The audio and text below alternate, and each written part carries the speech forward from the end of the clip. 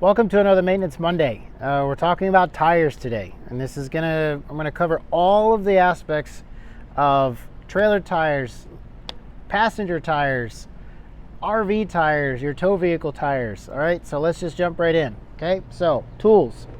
Everything you're gonna need basically to check your tires is right here. Okay, you need a way of checking your pressure. This is a standard. I recommend these regardless of the type of vehicle you have, because this will check dually tires and standard passenger car tires and trailer tires. You push it on, PSI reads through the little plastic stick that pops out based on the PSI going through.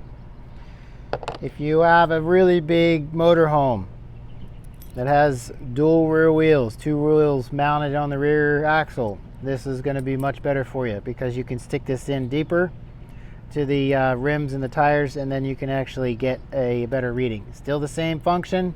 As you can see, it's just the plastic stick that reads your pressures. You're going to need a flashlight. I always recommend having a flashlight on board, something that's rechargeable that you don't have to keep replacing batteries with. A way of putting air in the tire. Okay, this is more of a high-end one. It's LCD display. It lights up. You can add air, check air, do things like that. These are a luxury item. You don't have to have them.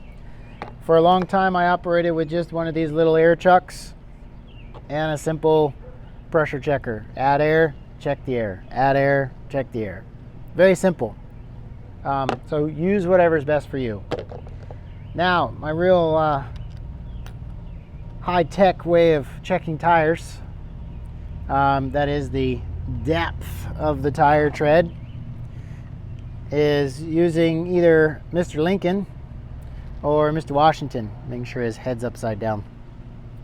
So the way to do this is, if you put your penny in the tire groove up next to the actual tire tread itself, and you see the top of his head, then you only have a measurement of 2/32 of an inch. Okay? And that would be borderline for absolutely replacing your tires. All right, that would fail an inspection in some states.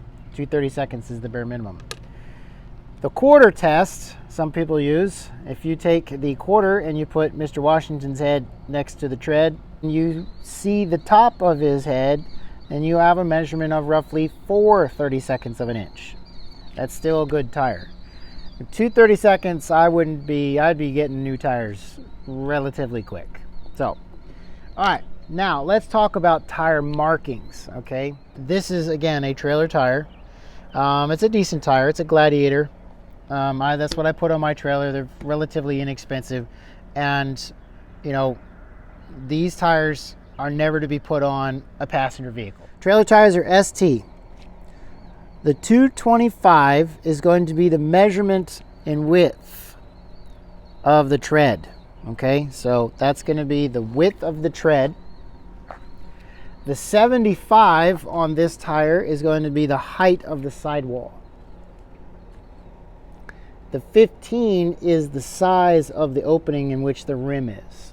Okay, and if you see an R, that means radial. The other thing that we want to look on here for is the PSI this tire is rated for. Okay, now on trailer tires, they're typically going to be where your LR is load range. This is E. Okay, your max load for this tire is 2,830 pounds. Above that, it tells you your max PSI is 80 PSI. Now, that doesn't mean that the pressure can't go over or shouldn't go over 80 PSI when it's running. Okay, when the tire's heated up, the air inside's heated up, it expands. That's fine, because the tire's hot and it's expanding as well as the air is expanding. So the max pressure, when they talk about that for the tire, is always going to be cold pressure. Okay, now there's one more thing. There's a whole bunch of other stuff on here, and if you really want to research it, I'll let you do that on your own. But there is a date stamp on tires. Okay, all modern tires are going to have a date stamp. All right, now if you look on this side where it says DOT and then a number and some letters and all that other stuff. At the end, there should be a date stamp, okay? It's only printed on one side. The reason I showed you this side first is because it's not on this side. If you flip the tire around, the date stamp right here. If you see that where it says 5021, 50 is the number of weeks. Okay, we have 52 weeks in a year. This tire was manufactured within the 50th week of 2021. Now, why do I mention this? All tires modern tires are going to have a date stamp. Now, depending on how they mount them, it could be relatively difficult to see. If you have a dual rear wheel vehicle, such as your tow vehicle, or if you have a dual rear wheel on a motorhome, whether it's a Class B, Class C, Class A, if you have two wheels next to each other and they're mounted in such a way, you may not be able to see that date code. It gets kind of complicated because it's only on one side. So make sure that whenever you replace tires, you keep note of that or keep record of that. If you buy a used RV and you're unsure, have them pull the tires off and check them, or have a technician check them, okay? The reason I mentioned date codes, all right, we're gonna go straight into this right now. Date codes are so important because even though we're in 2022 right now, this tire was manufactured in 2021. I recommend that if you have a trailer, okay, any trailer, that you should be good from the date of install, 3 years. Once you pass the 3-year mark on a trailer tire, now you're getting into borrowed time. Okay, they recommend changing them at 5 years. So when you hit the 3-year mark from the date it was installed, you can start saving money at year 3 to year 5 to replace the tires. As you start increasing time, the tire is going to wear more and more. The rubber is going to wear down because it's sitting in the sunlight. You're going to have a lot of problems with the tire as it passes the 3-year mark. Get up into the 5-year mark, now you're going to start developing cracks in the sidewalls. You might start having tread separation, and this is where it's going to lead to more blowout issues. Now, let me talk to the motorhome folks. Anybody that has a motorhome or a light truck for passenger tires that are towing an RV. If you have a tow vehicle or an RV that is a Class B, C, or A RV, you have a different time setup. I say that if you're in the up to the 5-year mark from the date installed, then you're good. Year 6 and 7, you should be a little more cautious. Start looking at your tires and making sure that the tire is still not separating and you're not getting unusual tread wear or sidewall degradation and problems of the rubber. Basically, things start cracking and peeling. And at year 7, you should be replacing your tires on your RV or passenger vehicle. That especially if you're going to be towing something. Michelin, on the big truck tires, the big ones, the 19.5s and the 22.5s, those are like tractor trailer size tires. Those tires, they recommend no more than 10 years of use. So at year 10, absolutely drop dead point. They tell you to replace them. And it doesn't matter what brand you have, they recommend it. Okay? So just keep that in mind. Little tips, little tidbits of how to understand a little bit about your tires, what's printed on the side, and a little bit about when I would suggest replacing them. Let's talk about trailer tires. Okay, trailer tires in proper inflation. People ask me all the time, should I rotate my trailer tires? So let's just go right into it. Let's talk about it. So when a trailer tire is moving, okay, we're going to turn this sideways. Let me just show you this. When you have a trailer tire and you start turning the trailer, okay, this is dual axles only. Triple axles have their problems. Single axles, they don't really have this issue. Most trailers are going to be dual axle. You look at the average trailer sold on the market, it's going to be dual. when you make a tight turn, especially with a fifth wheel, you make even tighter of a turn than a standard travel trailer. The tires do this, okay? So when you're running straight, this is your tire. When you start to turn, you're going to flex and twist the tires, and they're going to start doing this.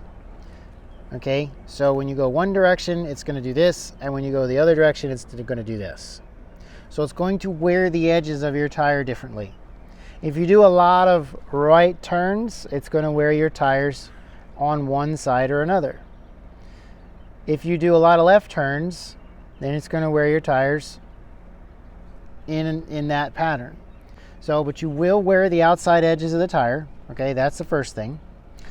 The other thing that wears a tire, and this again doesn't matter whether you're on a car or a truck, your tow vehicle or your RV of any type, whether it's motorized or being towed, when you overinflate your tire, you put too much air in it, then what it does is it pushes up. I can't do it, it's too thick, but it basically causes it to curve like this. Okay, so that means that the center of the tread is going to wear first because it has more contact than the side. Now, if you underinflate your tires, now what happens is this section does this, okay, or concave. And now the outside of the tread is going to wear more than the center of the tread because there's more contact patch. I can kind of show you that in this exact idea, is that when I press down on this, you can see how it balloons more. So that means there's more of a contact patch on the outside of the tire than there is on the inside of the tread of the tire. Okay, now this is an exaggeration, but it kind of gives you the idea. So proper inflation is so important. All right, now talking about proper inflation, let's talk about the load range. On this tire, there is a load range, okay? Right here, it says LR.E, load range E. This comes on your average trailer. Most trailers, doesn't matter what brand it is, especially fifth wheels, are gonna come with a load range E. They give you the option for F's and G's as an upgrade. Here's the problem that a lot of people don't realize about switching from load range E tires to, let's say you want to go to a load range G tire. Okay, this number right here, max 80 psi. The problem is when you go from a load range E tire to a load range G tire, now you're going from 80 psi to 110, sometimes 115 psi, depending on the manufacturer. The average is about 110. The problem is that the rim in which you're upgrading the tire on may not be able to hold the tire on the rim when you go to 110. Now you're going to have sidewall bursting, you're going to have the bead separating from the rim, so be cautious of that. My recommendation is never go over the actual posted numbers for your trailer. Okay, so as weight increases, yes, you do have to increase air pressure. So it doesn't matter whether it has a load range E or a load range G tire, you should be using the off your data plate where your VIN number is on the side of the trailer or near the driver's seat entry or driver's wall in a Class A. There is a maximum pressure or allowable pressure that you should be filling. Go by that, because if you go by what the maximum pressure is on the side of the tire, there's a good chance that you could cause an issue or a tire bead separation. Let's talk about tire blowouts. What actually causes a tire blowout? Well, many things, but I'm going to talk about a few of them today to kind of give you an overview. Okay, so first things first, trailer tires are built differently than passenger vehicle tires, or your Class C, Class A large truck tires, the 19.5s and 22.5 tires. They're built differently. They're built to handle different loads and different pressures. Yes, it does cause more problems, but trailer tires are not built the same, okay? They're more susceptible to blowouts. What causes tire blowouts? Most of the time on trailers, on towables, it's going to be low pressure. Because what happens is when you have a low pressure situation, your weight's high or you're carrying a lot of weight in your RV, let's face it, we all do, going on this big trip or we're doing something and we forget to air up our tires, and now our tires are back there screaming, help me, help me, help me, because they've got all this weight pushing down on them, okay? They're screaming out to you. So when you have a larger contact patch, the sidewall starts to bulge, the tread becomes a bigger contact patch, and now you are creating more heat. Okay, so as weight increases, you have to make sure that you are aired your tires up properly. The other thing that causes problems for trailer tires is age. Again, that's why the 3-year mark. When you start getting past the 3-year mark, you need to start saving for new tires. By year 5, scrap them, buy new tires. Keep in mind that you're going on a trip with your family, you're enjoying your camping season. It's not worth the risk of having an accident because you wanted to push these tires just a little bit further in the year. Okay, so tires, that's a big safety thing, especially if you're running with a big heavy RV, whether it's a towable or now you're getting into the big boys like the Class A's, big buses. So pay attention, know your pressures, know what the age of your tires are, do your inspections, and make sure that you're towing safe so that you can have a really fun camping season. Okay, so talking about some inspection things that we want to take a look at. Again, looking at the sidewall, you can see where it's cracked.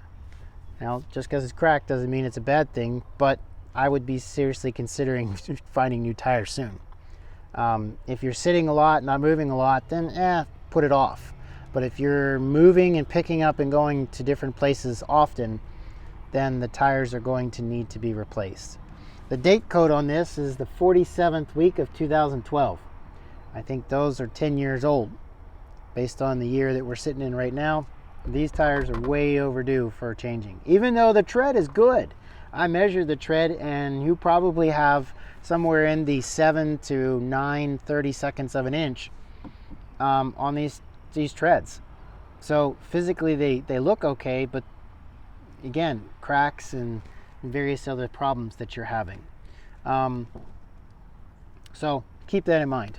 Also, people ask often, do I need to have my trailer tires balanced? That's completely up to you.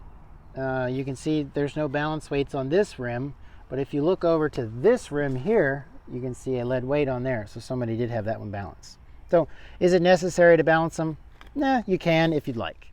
Westlakes, yes, they're made in China. I have nothing against China, and I don't have any problem with products they make. I buy a lot of stuff that's made in China every day, and I'm sure you guys do too.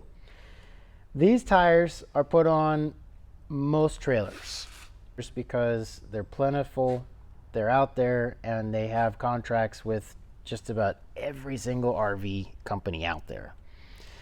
You can purchase the upgrade through a lot of companies. You can actually pay for Goodyear tires, you can pay for upgrades, you can do a lot of that stuff. Westlake's, they've had a bad rap. Yes, they've had a lot of blowouts. Yes, there's been a lot of problems with them. Are they a bad tire? No. Are they a good tire? Maybe. Are they a great tire? No, not at all. However, the Westlake tire is just like any other tire, needs to be watched more closely. The Westlake tire needs to be monitored for pressure more closely because they're more susceptible to damage due to heat. Again, we talked about the contact patch. The heavier RV gets, the more the tire sags, the more air you're going to need in your tires, within reason, of course. The Westlake tire, I had that with my RV. Everybody that knows me knows that I have a Grand Design. I have a 2015. They came with Westlake tires. I had a flat on one of mine because I ran over a screw when I pulled over to the side of the road to check something. And because of the screw, the tire went flat. It's not because of the Westlake issue. I ran those tires for 3 more years. After that, I replaced the one tire that had a screw through it, again, to be safe. And I ran the other 3 for 3 more years and never had a problem. You know, the one that did blow was the $300 tire that came highly recommended. I will not name the brand. It blew before my Westlake tires blew.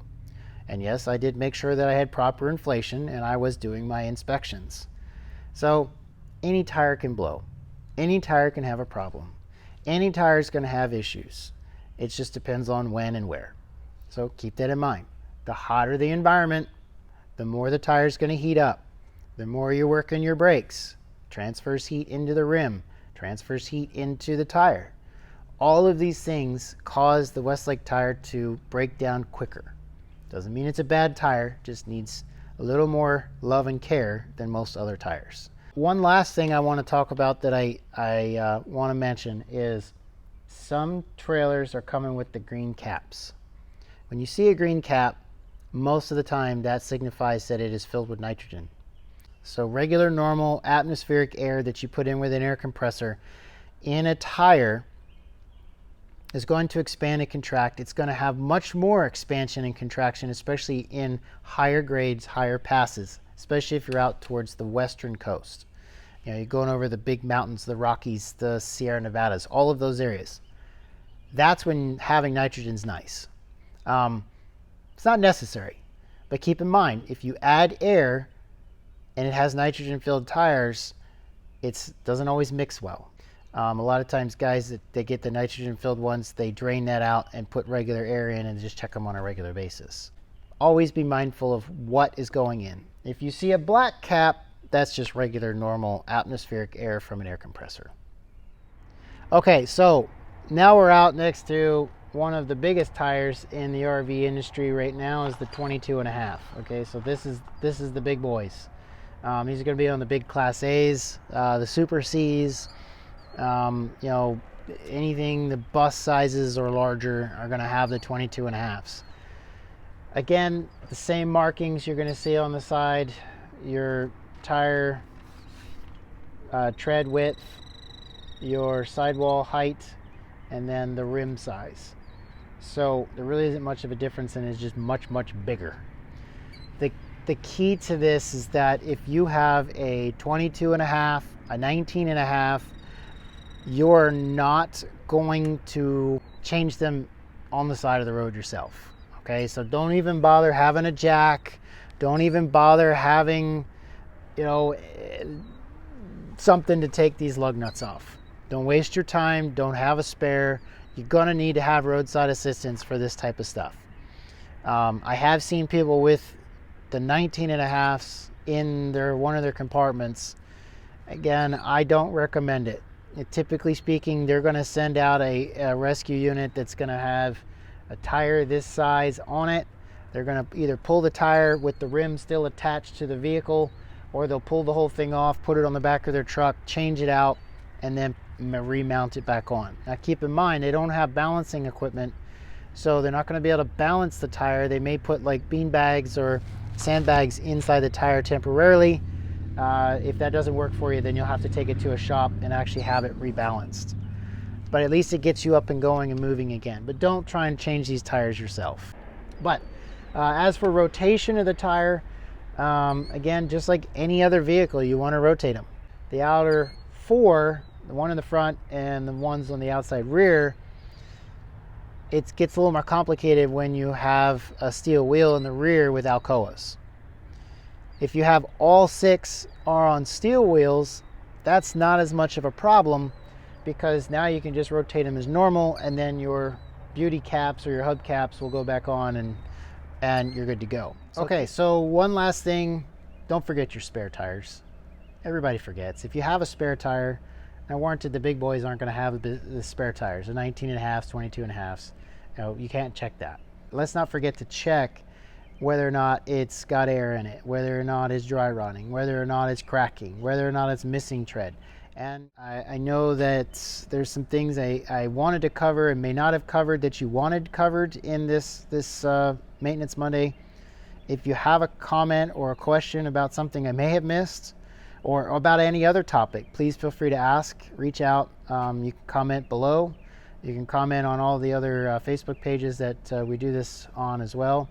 And feel free to ask any question anytime. I'm happy to answer them. So as always, enjoy your journey and see you next week.